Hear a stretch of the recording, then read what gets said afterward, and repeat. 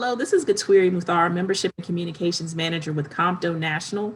And today in our Emerging Leaders Spotlight, we're going to meet Fahteema Parrish, who's the president and founder of Parrish Sons Construction, LLC, a 100% minority woman-owned construction company in Kansas City, Missouri. So Fahteema, how are you doing today? Tori, I'm doing great. I just wanted to thank you for having me here and hosting this Emerging Leaders event. Thank you. Thank you for being here and agreeing to this interview. So we'll jump right in. What exactly do you do in your role as president of Parrish Sons Construction? In my role as president at Parrish Sons Construction, I own and I operate. I conduct the day-to-day activities, anywhere from attending networking events, reviewing invitations for bids that are a fruit of those networking events. I coordinate with my teams on which of those invitations for bids that we will pursue. So once I determine that, hey, this has the scope and we are capable and have the capacity to perform this this work, I put it on our leads board. And so I put it on our leads board for my estimating team to prepare an actual bid proposal. And so with those bid proposals, the estimating team will go out and do a site walk or a site visit, then download the set of plans, and then they'll start doing a takeoff of what is actually required for us to step in and take action on. And so when I say step in and take action, that means how much of an area will we have to excavate or grade, because Parrish and Sons is a general contractor. We self-perform earthwork. And so that's the excavation, demolition, grading, and hauling of a land area in order for a building or roadway or sidewalk or a communication or transportation means to be in place and put upon to drive upon. So just the end-to-end overall, functions of my organization, coordinating with the teams. So from the lead and then the actual implementation and execution of a project, and managing the project from after it's awarded, or should we have been awarded from that bid proposal. Then I go through the contract review with my project manager and with my director of finance. And so after reviewing that project, then we, come to an agreement. Hey, we will pursue the work here. And then we start planning. We organize our guys, organize the crews. We meet on a daily basis every morning at 6:15 a.m. to lay out what the guys need to do across the multiple projects. So I'm involved in the day-to-day, end-to-end, meeting with other project engineers, other clients, other professionals on a federal, state, and local government level. So you're at all stages of the project, you're involved. Yes, one of the joys of being a small business, it starts out, just kind of like a mom and pop shop where you wear, the hat, the t-shirt, and then you put on the safety vest, the steel toe boots, and the hard hat. And so it's really a lot of roles that I function in, and being able to see how much of those roles I was really performing wasn't really made plain to me until I had to hire on individuals to assist, because we were experiencing, exponential growth. And so in order to sustain and grow healthy, I had to hire. And so that's where the director of field operations came in, and then the director of finance came in to help manage these different layers of a company. So there's HR, there's accounting, there's legal, there's safety. So it was a lot of things that I was doing as a single person. And, in order to maintain success, you really have to trust in the development of a team, and know that these individuals that are now a part of the team will be able to function and perform just as good as I would if I would have just been sitting here doing it, by myself. But it's what's needed in order to grow healthy. So how many employees do you have right now? I have 33 employees. Can you describe the journey to your current role?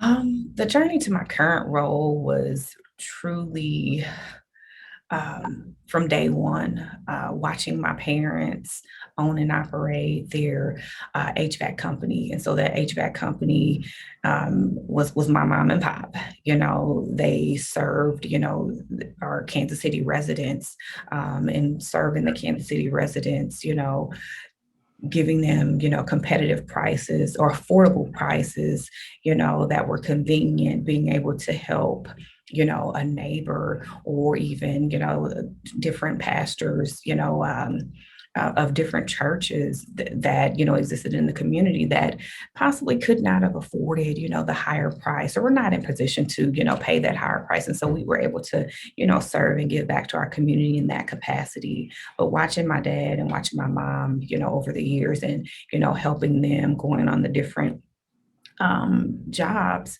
and, you know, carrying a drop light or a toolbox or passing my dad tools. It was just, you know, from day one, I was exposed to entrepreneurship and being a small business owner. So it was really, you know, from day one for me. And as I, you know, became a young woman, I knew that I wanted to, you know, serve my community and I wanted to be able to have a profession that allowed me to help and, you know, make a difference while I was helping or providing this service. So as I got older, it was, hey, I'm going to take this lawnmower and I'm going to follow my brother and we're going to go cut grass. And so that was another means of, you know, entrepreneurship. And as I continued to get older, it was, oh, well, maybe I can, you know, help out with, you know, the individuals on campus because I went to Northwest Missouri State and there wasn't a lot of stylists that could, you know, do hair of African American and, you know, or shampoo and condition or provide those services. And so I was able to provide those services for other African American students on campus. And it allowed me to offset some of my costs that were not covered in my scholarships. And so after, you know, graduated from college, I was like, well, I think I want to, you know, start another company. And I thought about a cleaning service. And even after the cleaning service, I went into investment properties. And so it was always something that I was trying to do while in the background, I was pursuing my degree as a information technology professional. So I wrote code. My junior and senior year in high school, I took a COBOL 1 and COBOL 2 programming class. And it was another natural thing for me to write code and to be able to traverse through, you know, the back end servers and, you know, again, troubleshooting, being analytical. And so those are the things that, you know, just kind of naturally continue to follow me along the journey. Um, because with that portion of it, I was able to fund, you know, the hobbies that were not as high paying. So computer information systems, I got my associates at Penn Valley Community College and obtaining that on the community college level was good because I, again, was able to be a part of different organizations such as the Alliance of Black Collegiates and able to mentor individuals in that organization. And then I became a student ambassador. So still more mentoring along the way. And as I continued on, after coming back from Northwest Missouri State, getting my master's in management information systems, I was still there serving and was able to recharter a chapter of Delta Sigma Theta down in Maryville. And so after the rechartering, we were able to find other ways to serve the community. We were serving, you know, at women and children shelters in the city of Maryville. And that service has continued to ring through, you know, starting from, you know, at home with my parents and then, you know, from middle school, from high school to community college and then to undergraduate level. And so throughout that that journey, making it to the graduate level program, I was able to connect with different individuals in the construction industry. My husband, Clark, who I had met in middle school. And so we continue to remain connected. And so my entrepreneurship kind of tied with his experience in the construction industry.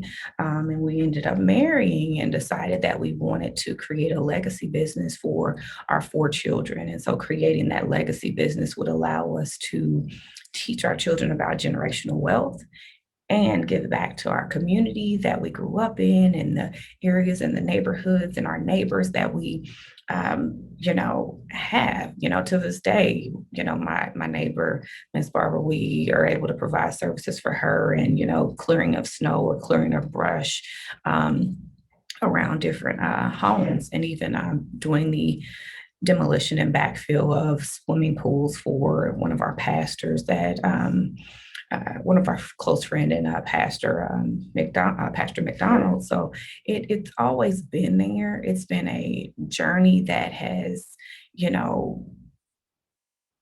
been exciting, just to reflect back on and kind of see how I was basically doing this all my life, or maybe, the passion, or, a part of that gift. So the journey has been great. And it started, at home with my parents, installing in me, what dedication and good work ethic could lead you to.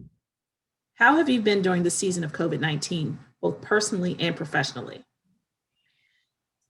So during the season of COVID-19, both personally and professionally, it has been extremely challenging, a really humbling experience.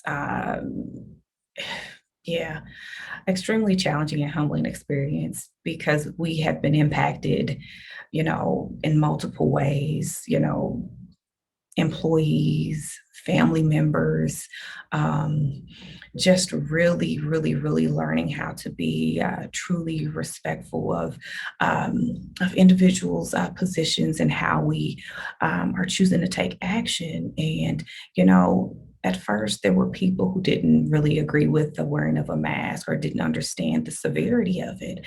And, oh, I can't get COVID because I'm young or I'm healthy and I, work out. But the reality is we were not wearing the mask for, individuals who were not at risk. We were wearing the mask for individuals who were at risk.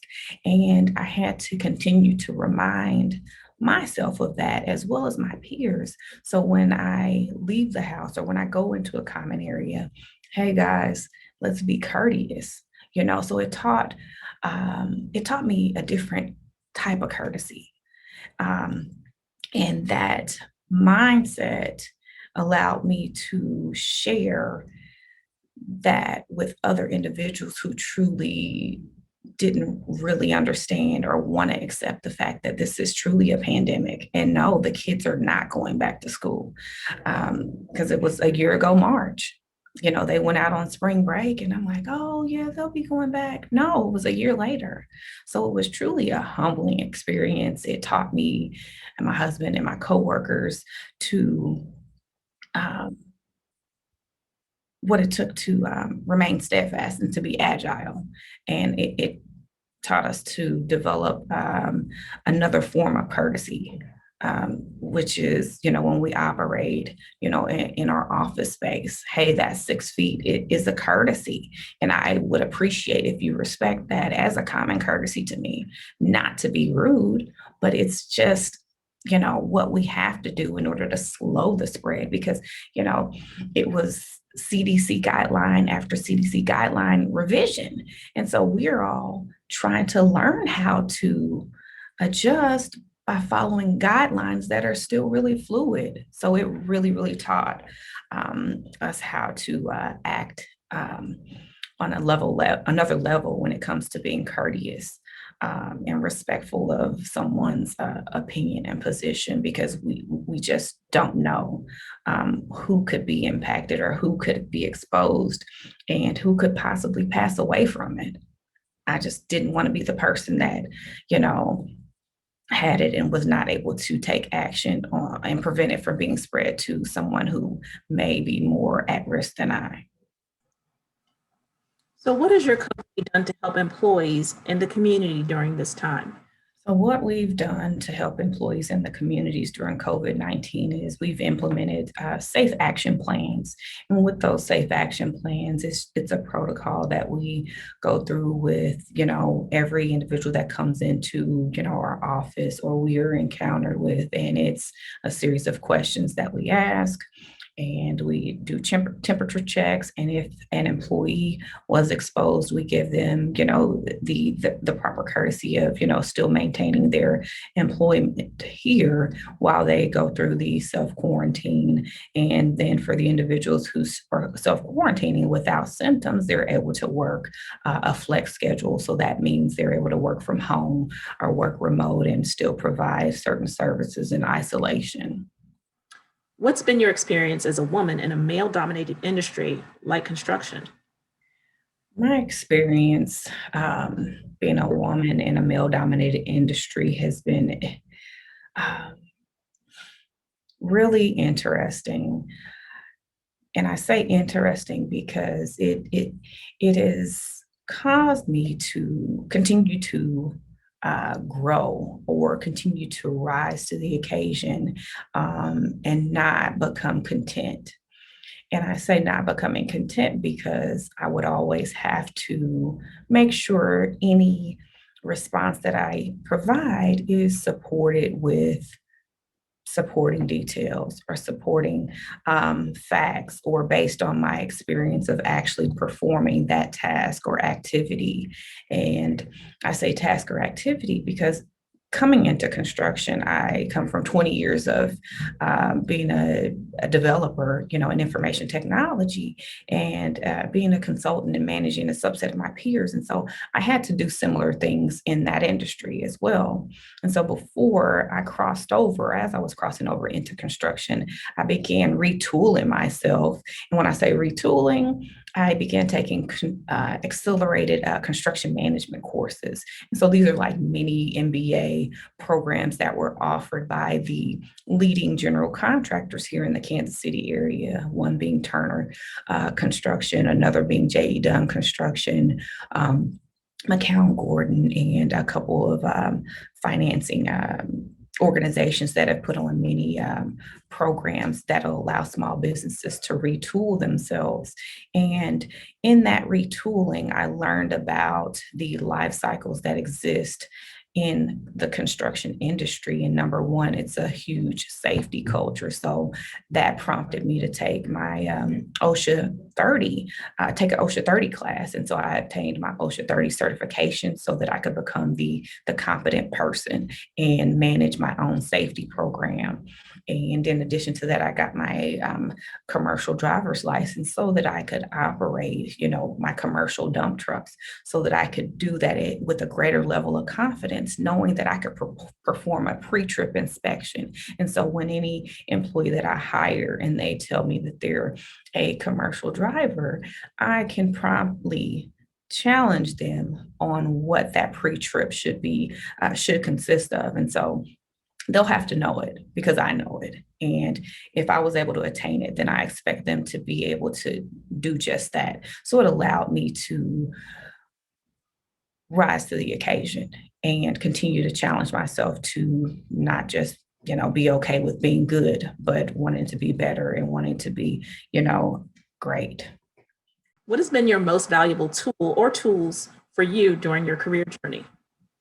My most valuable tool for me along my career journey has been maintaining a positive mental attitude because it takes a really, really, really strong mindset to continue to persevere no matter the obstacles that I'm confronted with. And so that positive mental attitude has been key for me.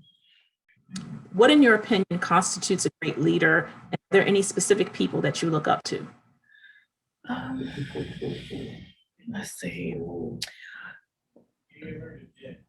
What constitutes a great leader to me is an individual that knows that they don't know everything. and when to call on a subject matter expert. And in addition to calling on that subject matter expert, if it's many subject matter experts, they are able to coordinate and allow the synergy to be exuded from the orchestration of all of the individuals coming together with respect to their certain areas. So a great leader is someone who knows that they don't know everything, but knows who to call. Do you have any specific leaders that you look up to, particularly women? Well, specifically women, great leaders, Oprah Winfrey, Michelle Obama. Yes. We got Kamala Harris now. And then women of the past. You think about along biblical terms, you think about Ruth and the other women of the Bible, Mary Magdalene. So it's my mom. It's a lot of great women who have, persevered and continued on despite the many obstacles that we have overcame. So what are some leadership traits that you possess and how do you work at improving them? The leadership traits that I possess are just being a natural self-motivator. Really, that's huge for me, just self-motivated about the things that I'm passionate about, and knowing that, I am also confident in the things that I set my mind to, and being results driven.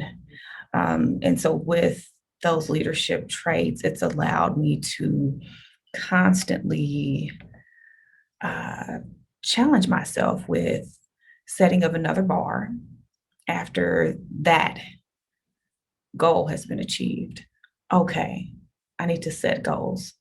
All right, so one goal has been achieved, then I set the next goal. Oh, well, that one may not have been as smart or attainable. So let's break that goal down into more than just one large goal so that I can, manage it on a smaller level or more granular level and see the small accomplishments that build up to that larger goal. And so I'd say the analytical piece of being self-motivated and being able to set my own goals and revisit those goals when they need to be revised, and being okay with, continued self-growth and not being complacent. So we're going to talk about Compto. Can you tell us a little bit more about how active you've been in Compto and at your community at large? Yes. Compto, the Conference of Minority Transportation Officials, has been really interesting for me to, for me, number one, and how I got involved. And it started from attending networking events and seeing the events that they were putting on. Past President Maurice Gay and Whitney Morgan, they were doing such a great job with, keeping the individuals here, professionals here, engaged in, the latest things that were occurring within the transportation industry here at Kansas City. And in addition to the awareness that they were spreading, it was also followed up with, different training or different educational events that allowed me to learn about, bidding opportunities or industry professional organizations that would help us allow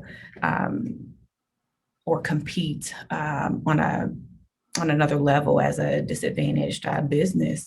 So the exposure to it has been great. I have served on a couple of committees, and even after serving on a couple of committees, I was able to, become more active and served as a vice president and now current president of the Kansas City chapter. And we are hosting our first virtual event celebrating Women's History Month. And so it's been really great to, serve and be able to accept the call of action. So I'm excited about Compto Kansas City and being a part of a national organization. What words of advice do you have for up and coming transportation leaders, some of our emerging leaders?